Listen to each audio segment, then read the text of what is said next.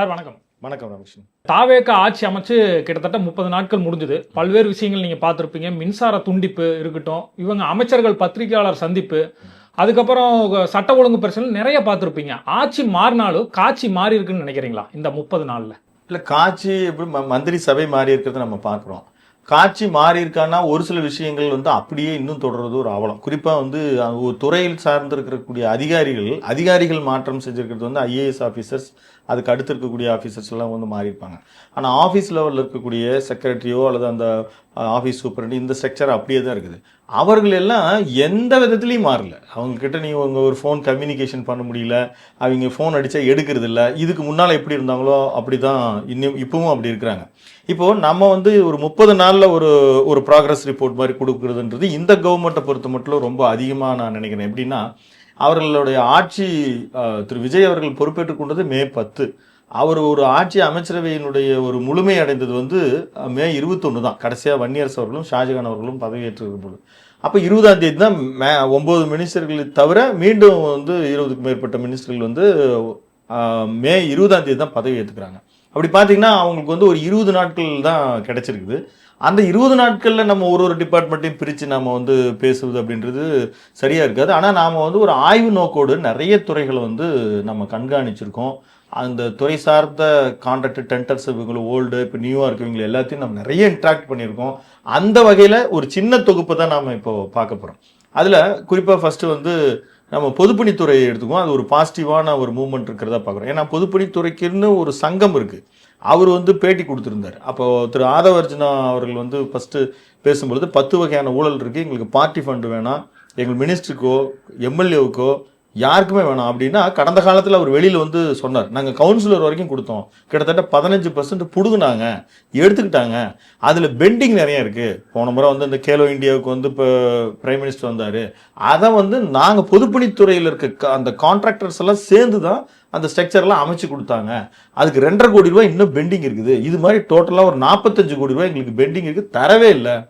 இப்போது 2 வகையான அதாவது பொதுப்பணித்துறை இருக்குது, central government, state government. Central கவர்மெண்ட்டுக்கு என்ஜினியர்ஸ் தான் எல்லாம் டிசைட் பண்ணுறாங்க, இங்கே வந்து ஃபைனான்ஸ் டிபார்ட்மெண்ட் தான் டிசைட் பண்ணுது.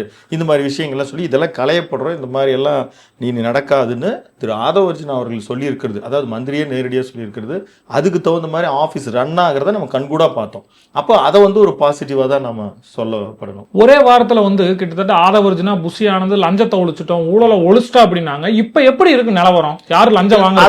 அதை வந்து நம்ம இப்போ சொல்ல முடியாது. அவங்க ஒழிச்சிட்டு தான் ஒழிக்க போறோன்னு தான் சொல்லியிருக்கிறாங்களோ ஒழிய, ஒரு மாசத்துல அது ஒழிஞ்சிருச்சுன்னா இன்னும் பெரிய தொழில்துறையில் பழைய ஏற்படுத்தி வச்சிருக்கிற ஒப்பந்தங்களை தாண்டி புதிதாக அவங்க ஒரு பெரிய இதெல்லாம் எதுவும் விடலை. இப்போ அந்த ரெவன்யூ டிபார்ட்மெண்ட் டிஸ்ட்ரிக்ஸுக்கு ஒரு டிஸ்ட்ரிக்ட் ஒரு மினிஸ்டர் அலாட் பண்ணியிருப்பாங்க பார்த்தீங்களா, அங்கே சில பர்ச்சேஸ் இதெல்லாம் நடக்கும். அதெல்லாம் இன்னும் எந்த மூவ்மெண்ட்டும் எந்த ஒரு பிஓ பர்ச்சேஸ் ஆர்டர்ஸ் எதுவுமே அவங்க ரிலீஸ் பண்ணல.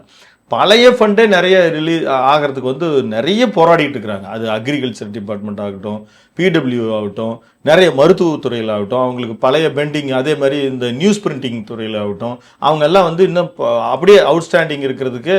ஏன்னா ஆட்சி வந்து இது வரைக்கும் இங்கே இருக்கிற ஒரு வித்தியாசமான மாறி இருக்கிறது என்னன்னா, ஒரு திராவிட கல்ச்சர்னு ஒன்று இங்கே இருந்தது. அதாவது வந்து அதிமுக திமுக ஒரு பேட்டன் ஃபாலோ பண்ணுவாங்க. அவங்க நீங்கள் வந்தால் இந்த பர்சன்டேஜ், நாங்கள் வந்தால் இந்த பர்சன்டேஜ், இன்னும் நான் போட்டு கொடுக்க மாட்டேன், என்ன நீ போட்டு கொடுக்க வேணாம் அப்படின்னு வந்து 2001 அது மாறிக்கிட்டாங்க. ஏன்னா முதல்ல ஜெயலலிதா ரிவெஞ்ச் எடுத்து, ஜெயலலிதா திமுக அவங்கள ரிவெஞ்ச் எடுத்தோடனே இப்போ அதுக்கப்புறம் ஒருத்தர் கேஸ் எல்லாம் எதுவும் பெருசாக போட்டுக்கிறது கிடையாது. உன் ஃபைலை நீ ஓப்பன் பண்ணாத இப்படி அப்படிதான் கடந்த இவர் வந்து தனியாக கோர்ட்டு போடுறேன்னாரு மு.க. ஸ்டாலின் அவர்கள் 2021 தேர்தல் இருக்கையில்.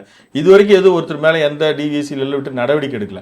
ஆனால் இங்கே வந்து கடந்த பேட்டனை, அந்த லஞ்சத்தை அல்லது அவர்களுடைய கமிஷனை நம்ம செய்ய மாட்டோன்னு சொல்வதை நம்ம நிச்சயமா வரவேற்கிறோம். கடந்த கால ஆட்சிகளில் தாசில்தார், விஓ ஆஃபீஸ்லாம் ஒரு சின்ன சர்டிஃபிகேட்டுக்கு லஞ்சம் வாங்கினதை பார்த்தோம். இந்த நடைமுறை இப்போ தொடர்றதா எப்படி இருக்கு? இல்லை, இப்போ வந்து இனிமேல் தான் ஸ்டார்ட் ஆக போகுது. நம்ம அதாவது வந்து நாம க்ளோஸாக அப்சர்வ் பண்ணியிருக்கோம், பல விஷயங்களை நம்ம அப்சர்வ் பண்ணியிருக்கோம். அந்த அப்சர்வ் பண்ணது வந்து நாங்கள் வாங்க மாட்டோம், நடைமுறையில் இல்லை அப்படின்னு தான் இருந்தாலும், அலுவலர் ஆஃபீஸர்ஸ் வந்து மெத்தனை போக்க தான் இருக்கிறாங்க. அவங்க இன்னொருத்தரை சாட்டி விடுறது, எங்களுக்கு நாங்கள் இது பொறுப்பு இல்லைன்னு சொல்கிறது. அப்புறம் இந்த ஆட்சி, அந்த கடந்த ஆட்சியில் இருக்கிற சில விஷயங்கள் அப்படியேன்னா அந்த கம்யூனிகேஷன்ஸ் வந்து அப்படியே தான் இருக்குது. நீங்கள் வெப்சைட்ஸ் போய் கவர்மெண்ட் வெப்சைட்ஸ் பாருங்கள், அங்கே இருக்கிற மினிஸ்டர்ஸ்க்குன்னு சில ஃபோன் நம்பர்ஸ் இருக்குது, ஆஃபீஸர்ஸ்க்குன்னு சில ஃபோன் நம்பர்ஸ் இருக்குது. அது எதுக்கு இருக்குது? அது யாருமே எடுக்க மாட்டாங்க. தொடர்பு கொள்ள முடியல. அந்த டிபார்ட்மெண்ட் இந்த டிபார்ட்மெண்ட் மாத்தி மாத்தி மெயில் எடுக்கு. நீங்க அந்த அதே மாதிரி நீங்க ஒரு 4-5 முதலமைச்சர் எக்ஸ் தளம்னு ஒன்று இருக்குது. அது முதலமைச்சருக்கான எக்ஸ் தளம். அது முன்னாள் முதல்வர் மு.க. ஸ்டாலினுடைய எக்ஸ் தளம் இல்லை. அங்கே இருக்கிற அந்த செய்தி விளம்பரத்துறை அதை பொறுப்பேற்கணும். நீங்கள் 2-3 விளம்பரங்களை முதல்வர் மு.க. ஸ்டாலின் கொடுத்தாருன்னு சொல்லி விஜய் ஃபோட்டோவோட வந்ததை நம்மளால பார்க்க முடிஞ்சுது. அதை யார் செய்கிறாங்க, அது ஏன் ஃபாலோ பண்ணுறதில்ல? செய்தி விளம்பரத்துறைன்றது அவ்வளோ இப்போ நேற்று சிங்கப்பெண் திட்டத்தை ஆரம்பித்து வராங்க. அந்த லோக இலச்சினையிலாம் ஸ்பெல்லிங் மிஸ்டேக் ஏஐயில் உருவாக்குன அந்த தவறுகளை எல்லாம் பார்த்தோம். அப்போ அதை வெரிஃபை பண்ணுறதுக்கு இந்த துறையில் ஒரு எக்ஸ்பீரியன்ஸ்டு இல்லை. கடந்த இருக்கிற ஒரு எக்ஸ்பீரியன்ஸ்டு பீப்புளை கொஞ்சம் தள்ளி வச்சிருக்கிறாங்க. ஏன்னா அவங்க எது இன்டரப்ட் பண்ணக்கூடாதுன்னு. ஸோ அந்த மாதிரி விஷயங்கள்லாம் இருக்குது. இன்னும் நம்ம மோஸ்ட் அதிகப்படியாக மக்கள் கவனிக்கப்பட்டது அப்படின்ற ஆர்டரில் நம்ம பார்த்தோம்னா எல்லாருக்குமே பொறுப்பு இருக்குது. நம்ம சில துறைகள் அவங்க ஆக்டிவாக முதல்ல அவங்களுக்கு என்ன துறையில் என்ன நடக்குதுன்னு தெரியல. இப்போ மக்களால் அதிக கவனிக்கப்பட்டது திரு ரமேஷ் அவர்கள், மாண்புமிகு ரமேஷ் அவர்கள் அறநிலைத்துறையாக அவர் போய் சர்ப்ரைஸ் விசிட் அடித்தார். அப்போ கூட நம்ம ஒரு சின்ன சஜஷன், ஒரு கட்டுரையாக கூட நம்ம எழுதியிருந்தோம். என்னன்னா இதெல்லாம் ஆன்லைன் தரிசனம்லாம் ஆன்லைன் பண்ணணும் அப்படின்றது. அந்த ஆன்லைன் பண்ணுறதுல புகழ்பெற்ற கோயில்கள் இல்லை, குறிப்பாக சமயபுரம், ஸ்ரீரங்கம், திருவண்ணாமலை இந்த மாதிரியான கோயில்கள் கூட்டங்கள் அதிகமாக கூடுற இடத்துல எல்லாம் இப்போ பழனி இங்கெல்லாம் அவர் ஆய்வு மேற்கொண்டு செஞ்சிருக்கிறது. அது ஒரு அதிகாரிகள் திருச்செந்தூரில் இன்ஸ்பெக்ஷன் பண்ணி மாற்றிருக்கிறது. இது ஒரு நல்ல நடைமுறை. இது மக்களுக்கான ஒரு தேவை இருக்கிறது. அதே மாதிரி தொடர்ந்து நடந்தால் அது அவரும் போய் பொருட்கள், உணவுப் பொருட்கள் அதெல்லாம் போய் சோதனை இடுவதற்கு முழு உரிமையும் இருக்குது. கோயில் வளாகத்தில் விற்கப்படுவது அது இதாக இருக்குது. அதையும் கேள்வி, அது ட்ரோல் மெட்டீரியலுக்கு உள்ளானது ஒரு பக்கம். அப்புறம் இப்போ அறநிலைத்துறையும் சட்டத்துறையும் கலந்துருக்கிற ஒரு விஷயம் திருப்பரங்குன்ற விஷயம். திருப்பரங்குன்ற விஷயம் நாங்கள் இப்போ இடதுசாரிகளுடைய ஆதரவோடு இருக்கனால நாங்கள் பழைய நடைமுறையை நம்ம தொடருவோம் அப்படின்னு சொல்கிறது அது அவர்கள் மீண்டும் அதாவது அரசு நிர்வாகம், அரசியல் பிரச்சனைகள் வேற. இப்போ நீங்கள் 4 எம்எல்ஏக்கள் ரிசைன் பண்ணியிருக்காங்க. அது பொய்க்கால் குதிரை, அது கோர்ட்டு கேஸ் ஆகிறது. இதெல்லாம் அரசியல் பிரச்சனை. நிர்வாகத்தை நடத்தக்கூடிய பிரச்சனையில நீதிமன்றத்தோடு மோதல் போக்கக்கூடாது. திருப்பரங்குன்ற விஷயத்துல ஆட்சிக்கு வர்றதுக்கு முன்னாலே விஜய் குரல் கொடுக்கணும்னு சொன்னாங்க. இப்போ கையில அவர் பிரச்சனை வந்திருக்கு. இந்த பிரச்சனை அதுக்கு என்ன சொல்யூஷன் கொடுக்கணும் விஜய் அவர்கள் அப்படின்னு நினைக்கிறேன். திருப்பரங்குன்ற மக்கள் பொறுத்த மட்டும் இந்த பிரச்சனையை அவங்க பேஸ் பண்ணி ஓட்டு போடவே இல்லை. பிஜேபி இது ஒரு பெரிய பிரச்சனையை பேசினாங்க. அதே மாதிரி கடைசியாக பிரேமலதா அவர்கள் பிரச்சாரத்துக்கு போகும்போது கூட திமுக ஆட்சி அது விளக்கேற்றுன்னு சொன்னாங்க. இப்போ இது மக்கள் என்ன விரும்புகிறாங்கன்றது நமக்கு நிச்சயமாக இருக்கு. இப்போ நான் என்னுடைய கருத்தோ, நான் அதுக்கான ஒரு ஒட்டுமொத்த ஒரு மக்களுடைய பிரதிநிதிக்காக கருத்து சொல்வது இங்கே சரியாக இருக்காது. என்ன செய்யணும்னா இதுக்கு நிச்சயமாக ஒரு மக்கள் கருத்து கணிப்பை எடுக்கணும்.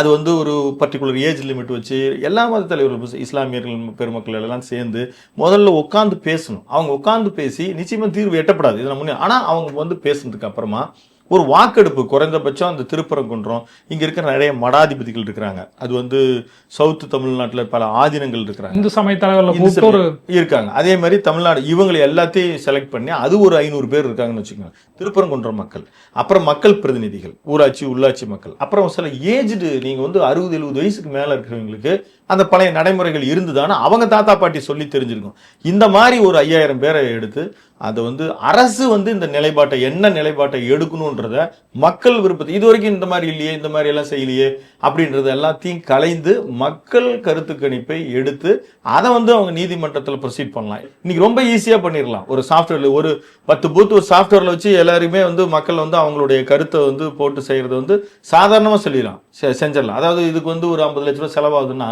அதை விட மக்கள் அமைதி ரொம்ப முக்கியம். கடந்த காலங்களில் பார்த்தோம்னா மின்சாரத்தால ஒரு ஆட்சியே கவிழ்ந்து இருக்கு. விஜய் அவர்கள் ஆட்சி அமைச்சு 1 மாசம் தான் ஆச்சு. மின்சார பிரச்சனை இன்னைக்கு தமிழ்நாடு ஃபுல்லா இருக்குன்னு சொல்றாங்க. கேட்டா ஃபியூஸை பிடிங்கிட்டு போயிடுறாங்க, அதனாலதான் அப்படின்னு பல்வேறு காரணங்கள் சொல்றாங்க. இது எப்படி தீர்க்கணும் தாவேக்கான்னு நினைக்கிறீங்க? அதான் அவங்க முதல்ல திணறாங்க. அதுக்கப்புறம் இப்போ சிசிடிவியில் கண்டுபிடிச்சி சில பேர் ஃபியூஸ் எடுத்துட்டு போயிருக்கிறாங்க. ஆனா அந்த துறை சார்ந்த ஐஏஎஸ் திரு ராதாகிருஷ்ணன் என்ன சொல்ற, டான்ஜெட் கோனுடைய ஐஏஎஸ், அவர் என்ன சொன்னார்னா, இந்த ஓவர் யூசேஜ் இந்த சம்மர்ல ஏற்பட்டுச்சு. அப்போ திடீர்னு எதிர்பாராத இது ஏற்படும் பொழுது இந்த மாதிரியான அறிவிக்கப்படாத மின்வெட்டு ஏற்பட்டுச்சுன்னு சொன்னார். அப்போ எந்த வகையிலையும் இந்த நிர்வாகம் அவங்க முதல்ல உள்ள போய் புரிஞ்சு செய்வதற்கு தாமதமாகும் தான். இன்னொன்று, யாராவது ஒருத்தர் திட்டமிடப்பட்டு இந்த அரசை பிடிக்காமல் ஒப்பந்த தொழிலாளர்கள் யாரோ ஒருத்தர் செஞ்சாலும் அதை களைவதற்கு ரொம்ப கஷ்டம் தான். அதே ஈபியில் இந்த ஹார்ட் டிஸ்க் பிரச்சனை ஒன்று ஓடிட்டு இருக்கு, அது நம்ம பின்னால நம்ம பேசுவோம். இந்த ஈபி பிரச்சனை ஒரு 10 செக்மெண்டா பிரிச்சு நாம இன்னைக்கு பேசிட்டு இருக்கிற இந்த இடத்துல இந்த குறைகளை எப்படி களையணும் ஒரு 10 குழுக்களை போட்டிருக்காங்க. இதெல்லாம் ரொம்ப தேவையான ஒரு முக்கியமான விஷயம். என்னன்னா எந்தெந்த இடத்துல பிரச்சனைகள் வருது, ஒப்பந்தங்கள் என்ன பிரச்சனை வருது, இந்த மாதிரி பவர் கட்டுக்கு என்ன வருது, இது ஒரு நல்ல முன்னெடுப்பு. எல்லாமே நாங்கள் தான் செஞ்சோம், எல்லாமே முதலமைச்சர் உத்தரவில் தான் முன்ன வந்து இந்த வலி கல்ட்டு மனோபாவம் ஒன்று இருக்கும். எங்கேயாவது பேச்சுப்பாறை அணையை திறந்து வைக்கிறதுக்கு முதலமைச்சர் தான் உத்தரவிட்டாருன்னு சொல்லி ஜெயா டிவியில் சொல்லிக்கிட்டே இருப்பாங்க முன்னெல்லாம். அந்த மாதிரியெல்லாம் இல்லாமல் ஒரு குழு, அது ஒரு எக்ஸ்பர்ட் கமிட்டின்னு ஒன்று டிஎம்கே கூட போட்டாங்க, நோபல் பரிசு போட்டவங்க. கடைசி வரைக்கும் அவங்க என்ன பண்ணாங்க, என்ன சஜஷன் பண்ணாங்கன்னு தெரியாது. இந்த மாதிரி ஆக்கப்பூர்வமான குழுக்களை இட்டு அதை தீர்வு காணுவான்னு நம்ம எதிர்பார்க்கலாம். இப்போ டாஸ்மார்க் விஷயத்தில் வந்து பல கடைகளை விஜய் அவர்கள் மூடினப்போ ஒரு பாசிட்டிவாக இருந்தது. அதே சமயத்தில் பாட்டிலுக்கு 10 ரூபான்னு பாடினார். ஆனால் இன்னைக்கு நம்மளுக்கு தெரிஞ்ச தகவல் படி 20 ரூபா வாங்குறாங்கன்னு சொல்றாங்க. இதை வந்து பாசிட்டிவ்னு வச்சுக்கலாமா, நெகட்டிவ்னு வச்சுக்கலாமா? இந்த விஷயத்தை இது மாதிரி இப்போ எப்படி சொல்றது, ஒரு சிட்டிசன்ஸ் குடிமகன்கள் வந்துட்டு இருந்து நாம ஒரு கருத்துக்களை கேட்டோம். இப்போ நாம மெயின் ஸ்ட்ரீட் ஆற்காடு ரோடு சென்னையில் நம்ம இருக்கிறதுல இருந்து கொஞ்சம் உள்ள இருக்கோம். அப்போ நம்ம ஒரு பள்ளி இதை தாண்டி தான் வரோம். அங்கே ஒரு ஒயின் ஷாப் எப்பயும் கும்பலாக இருந்ததை பார்த்துருக்கோம், அதை க்ளோஸ் பண்ணியிருக்காங்க. இது கண்டதில் நடந்திருக்கு, பல இடங்களில் பண்ணியிருக்கிறத நம்ம பார்க்குறோம். அப்போ ஒரிஜினலாக கடைகள் க்ளோஸ் பண்ணியிருக்கிறது உண்மையிலே வரவேற்கத்தக்கது தான். ஆனால் அந்த ஒரு சில இடங்களில் பார்த்தீங்கன்னா தட்டி கட்டி, நான் கோயம்புத்தூரில் பார்த்தேன், ஈரோட்டில் பார்த்தேன், மக்கள் வந்து என்னமோ பெரிய பிரசாத கூட்டம் நிற்கிற மாதிரி சண்டே மத்தியானமெல்லாம் நிற்கிறாங்க. பார்த்தா அந்தளவுக்கு ரஷ்ஃபுல்லாக இருக்குது. அதை எப்படி சரி பண்ணுறதுன்னு நமக்கு தெரியல. ஆனால் இது சட்டம் ஒழுங்கு பிரச்சனை இல்லாமல் எல்லாத்துக்கும் காரணம் போதை தான் அப்படின்றத வந்து சிங்கப்பெண் இதை ஆரம்பிச்சும்போது சொன்னார். அதை வந்து சரி பண்ணுறதுக்கும் அந்த ஆல்டர்னேட் வருமானத்துக்கும் கரெக்டாக கண்டிப்பாக பண்ணும். அதே மாதிரி இந்த விஷயத்தையும் கியூஆர் கோடு, இந்த மாதிரி கார்டு விஷயங்கள் எல்லாம் பேமெண்ட் பண்ணுறது எல்லாம் ஏற்கனவே பண்ணியிருக்காங்க. ஆனால் இப்படி ஒரு 10 ரூபான்றதை 20 ஆக்கியிருக்காங்க. அதை வந்து அவங்களே குழம்பி தெளிஞ்சு தான் இருக்கிறாங்க. என்னென்னா இது தனியாக ஒரு ஏஜென்சி பாட்டில் பண்ணுறதுக்கு ஜூன் 1ஆம் தேதி இருந்து இயங்குன்னு சொன்னாங்க. அது இன்னும் சரி வர இயங்கலை. அப்போது 10 ரூபா அப்படின்றத நாங்கள் ரிட்டர்ன் பாட்டில்ஸ்க்கு அப்படின்னு தான் சொன்னாங்க. அதுலேயும் குழப்பம் நிலவுவது என்பது உண்மை. நம்ம இன்னும் அடுத்த ஒரு 50 நாள் 100 நாட்கள் ஆகும்போது நம்மளோட இது வந்து ஒரு அப்படியே தொடர்கிறது அப்படின்றது பெரும்பான்மை விஷயங்களை பார்க்குறோம். மீண்டும் இந்த மாதிரி இருந்துச்சுன்னா நிச்சயமாக ஊடகங்கள்ல இருந்து எல்லாமே ரொம்ப கடினமான விமர்சனங்கள் செய்ய நேரிடும். ஊடகங்கள் கடுமையாக விமர்சனம் செய்யணும்னு சொன்னீங்க. அதே நேரத்தில் இப்போ வந்து பல கைதுகள் பார்க்குற, முக்தார் கைது, மாரிதாஸ் கைது உட்பட சேட்டலைட் சேனல்களே முடக்கப்படுது. இதெல்லாம் ஒரு பேக் ஃபயர் அமைஞ்சிருமா விஜய்க்கு?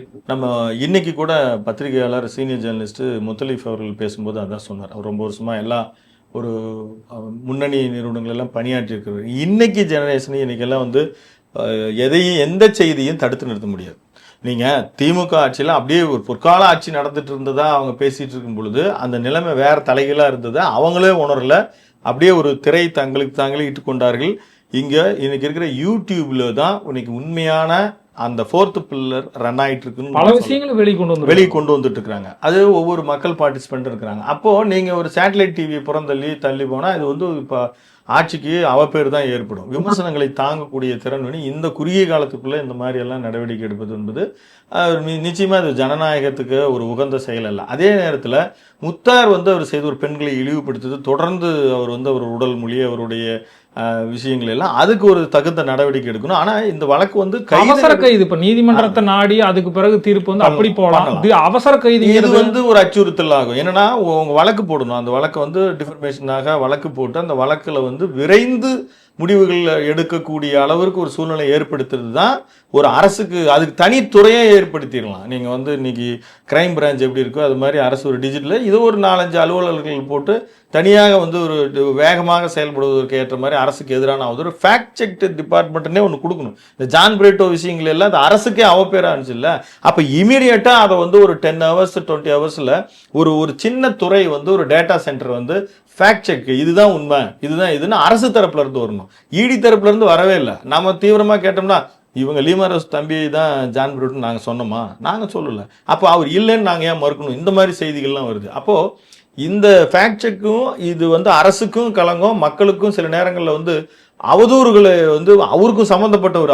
அவர் என்ன வேணாலும் இருக்கட்டும், 60 வயது இருக்கிற ஒருத்தர் வந்து அவர் தான் போதை பொருள் கடத்தல் மன்னன், வேற ஏதோ ஒரு லாட்ரி சீட்டு கேஸ் நாங்கள் நடத்திட்டு இருக்கிறோம், கேரளாவில் ரன் ஆகிட்டு இருக்கு, அஃபீஸில் ரன் ஆகிட்டு இருக்கு, கம்பெனி நடத்திட்டு இருக்கு, ஏதோ ஒரு பண பரிமாற்றத்தில் வழக்கு இருக்குது, அதில் வந்து இதை கொண்டு வந்து அவங்க நிறுத்துறது அப்படின்றது.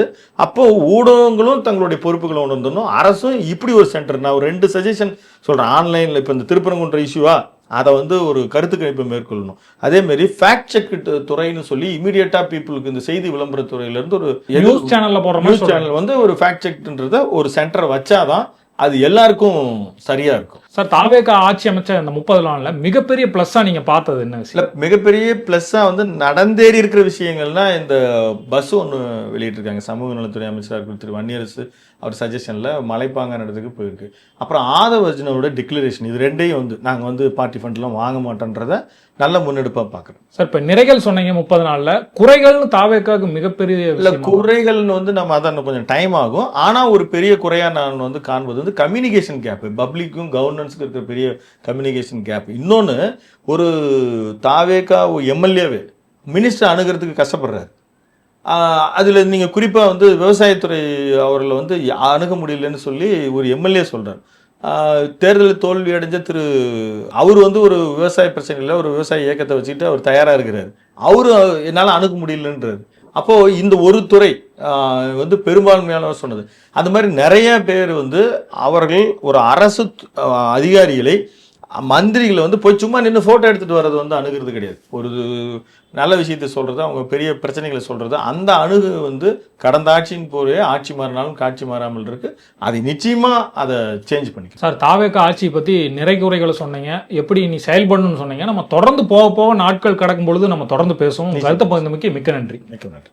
நேயர்களே, இந்த வீடியோ உங்களுக்கு பிடிச்சிருந்தா லைக், ஷேர், கமெண்ட் பண்ணுங்க. தாவேகாவோட 30 நாள் ஆட்சி நிறைவை பத்தி கமெண்ட் பாக்ஸ்ல பதிவிடுங்க. தொடர்ந்து இணைந்திருங்கள் அறம் தமிழுடன். நன்றி.